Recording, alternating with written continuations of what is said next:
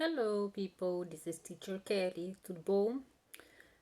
Tudo bem. Pois então, vamos começar hoje falando sobre conditional sentences. Mas tu já deve ter visto a primeira condicional. Então, a gente vai falar hoje sobre a segunda condicional, tá? Quando tu aprende a primeira condicional, já fica mais fácil para ti para a segunda e depois para a terceira condicional, tá? Então, considerando a primeira condicional, eu falo de situações que são prováveis que aconteça, por isso que tu utiliza o futuro, provável que aconteça no futuro. Já na segunda condicional, elas são improváveis, improváveis. E por isso a gente vai ter o uso do passado simples. Então tu vai ter aquela partícula, o if, né, que é o se, é o que dá condição. Então, esse se com o passado, tá? If I were you, I would study more, tá? I would study more. Esse é o resultado. Eu estudaria mais. Ela é improvável porque ela está no passado, tá? Então, ela é improvável que ela aconteça, uma vez que está no passado, certo? Quando tu tinha a primeira condicional, tu teria no futuro. Tu tinha o if com o presente. Agora, tu tem o if com o passado. Lembrando, o passado simples está na segunda coluna da lista de verbos ou está com ed, certo? E o resultado da situação é com would e o verbo no infinitivo, certo? Então fica mais fácil. If com o passado e o resultado would com o verbo no infinitivo. Lembrando que é possível tu começar com would e verbo no infinitivo e finalizar com if e verbo no passado, mas a construção tem que ser sempre essa: would e verbo no passado, ou verbo no passado e would. E outra coisa que não podemos nos esquecer é que se a tua oração está iniciando com if, ela deve ter vírgula entre uma oração e a outra oração, ok? Eu usei um exemplo, if I were you. Todo mundo sabe conjugar o verbo to be no passado. I was, you were, it was, they were. No singular was, no plural were. Mas quando a gente está usando as orações condicionais, tu pode colocar todo mundo com o plural. Então, if I were you, I would study conditional sentences. Se eu fosse você, eu estudaria conditional sentences, ok? Porque é sempre esses verbos, esses tempos verbais engessadinhos, a gente não pode esquecer. Então, segunda conditional, é improvável que aconteça ação, e eu vou usar o if com o passado, e o resultado é would e o verbo no infinitivo. Certinho, people? Certinho. Meus amores, meus amados amigos, idolatrados. Idolatrados sim, porque depois que eu pulei aquele texto gigantesco lá com vocês, né? Eu tinha que trabalhar um texto, eu tinha até mostrado, botei um baita num texto lá pra gente ler. Não, quer saber de uma coisa? Vamos pular. Vamos pular. E pulamos, tá? Vamos para a página 97, que é as conditional sentences que eu estava apontando para vocês. Então, a segunda condicional, tá? Ela é parecida, como eu falei para vocês, ela é parecida com a primeira, mas tem que usar o tempo verbal certinho. É passado agora e would, tá? Então, vamos lá. Vamos lá.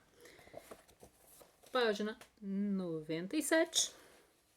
Depois de daquela puladinha, aquela puladona, daquele textão, que nem eu tava com vontade. Nem eu tava com vontade. Pior que eu tinha feito já um monte de anotação a respeito do texto, mas deixa pra lá, também era... Não ia fazer muita diferença. Vamos lá, vamos na nossa aqui. 97, matéria nova, segunda conditional. Aliás, se tu achar que a matéria tá difícil, me avisa aí, que daí a gente faz uma aulinha pra gente se ver online, assim, ao vivo, assim, eu e vocês, tá? Me avisa. Se tiver dificuldade, me avisa lá, tá? That's it? Página 97. Segunda condicional. If, bem assim, if com passado simples, simple past, mais o would e o verbo que vai com would no infinitivo. Sem botar S, sem botar ing, sem botar nada nele, tá? Então vamos lá. As frasezinhas sempre que servem de exemplos pra gente sublinhar na rule, na regra, tá? Então diz assim, ó. If you try it If you tried getting everyone to press the pedal on 3, 2, 1 now, would be challenging. Frase 2. Segunda frase, na cor de rosinha. She would continue to wear her helmet if the loss were relaxed. Última. If I was biking around town, I would prefer not to wear a helmet. Olha só, aquele botão. If I was, no problem. Tu pode escolher usar todo mundo passado plural. If I were, tá? Mas pode usar o was também, se tu preferir. Fazer a conjugação certinha, tudo bem. Só que é mais comum de tu encontrar por aí escrito if I were. Até porque dá assim, ó. Olha, eu tô te avisando, se eu fosse tu. Ele é muito mais comum de ser encontrado, tá? Então, diz lá na primeira frase, primeira regrinha. Né? Nos exemplos anteriores, podemos identificar duas orações em cada período. As orações com if mais passado ou would expressam uma condição irreal. Qual é a que tem a condição? É a oração que tem o would ou é a oração que tem o if? Aliás, a que tem o if quer dizer se. Essa é a condição. Se eu fosse você, eu voltava um pouquinho no vídeo. Tá lá a resposta. Tá? Daí continua. Pois se trata de uma situação imaginada, ou seja, não ocorre de fato. Não imaginada, não ocorre de fato, porque tá no passado, amiguinho. Tá? Tá aí a resposta já, ó. Mais barbada que isso. Letra B. O uso do indica uma hipótese e não uma ação que já aconteceu realmente. É o uso do passado, que é uma hipótese, ou o uso do presente, que é uma hipótese? Tá? Por exemplo, vou ler uma frase lá. E vou usar o último exemplo, tá? If I was biking around town, I would prefer not to wear helmet. Se eu estivesse andando... Olha a situação. Se eu estivesse andando de bicicleta pela cidade, eu preferiria não utilizar o capacete. Isso é uma hipótese ou é uma ação do passado, realmente?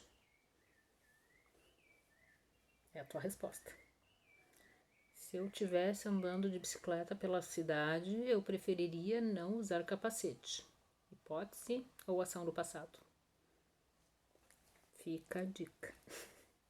Letra C. A oração com would indica o resultado impossível ou possível. Após o would, usamos substantivos ou verbo no infinitivo sem o to. Depois que tu bota o would, é would com um substantivo? Substantivo lembra, Kelly é um substantivo. Would Kelly? Ou um verbo, would go, would prefer, would continue. O que vai do lado? Meu amigo, minha amiga, that's it. Barbada, né? Que barbada. Vamos lá. E eu ia ficar com aquele texto lá gigante. Número 2. Now read the two sentences and answer the questions in your notebook. Pede para responder no livro, no caderno, no notebook, no caderno. Mas eu acho que tu consegue escrever ali no livro. As respostas não são compridas não, tá?